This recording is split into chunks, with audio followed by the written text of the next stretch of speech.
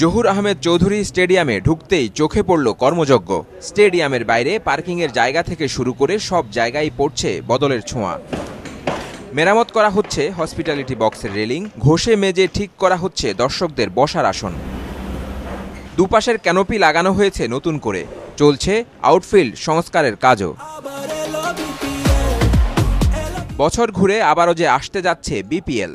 ৩০ December Mirpur Sherebangla জাতীয় cricket স্টেডিয়ামে Fortune Barishal ও দুর্বার রাজশাহীর ম্যাচ দিয়ে শুরু হতে যাচ্ছে ১১তম আসর। আর ১৬ই জানুয়ারি থেকে দলগুলোকে আতিথ্য দেবে বন্দরনগরী চট্টগ্রাম।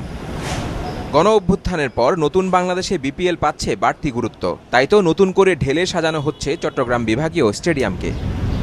স্টেডিয়ামের ভেন্যু ম্যানেজার ফজলে বারী খান রুবেল জানালেন, দ্রুতই শেষ হবে সংস্কার কাজ।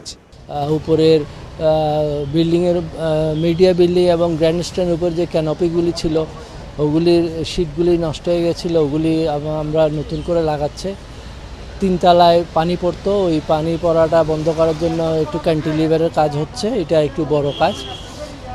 তারপরে আমাদের সাউন্ড সিস্টেমটা হয়েছে, ট্রাইভিশনটা হয়েছে, সারাউন্ডিং সেফটি যে বাউন্ডারি ওয়ালগুলি আছে ওগুলি একটু উঁচু করা হয়েছে।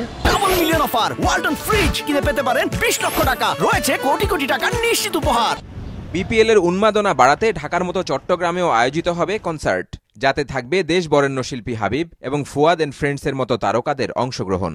ফার্স্ট অফ অল ছিল ২৫ তারিখের দিকে আমাদের হ্যান্ডওভার দিবে। আমরা আশা করছি ২৫-এ না হলেও ৩০-এর মধ্যে ওরা দিবে বলে লাস্ট টাইম একটা টাইম ফ্রেম ফিক্সড করেছে। বিপিএল এর কনসার্টটা এমএআজিজে হচ্ছে, এটা হাবিব সোফার কনফার্ম, বাকিটা এখনো ফাইনালাইজ হয়নি। স্মরণীয় একটি বিপিএল আয়োজনে চেষ্টার কমতি রাখছে না আয়োজকরা। এসব কিছুর মধুরেণু সমাপয়তি দেখতে চাইবে দর্শকরা।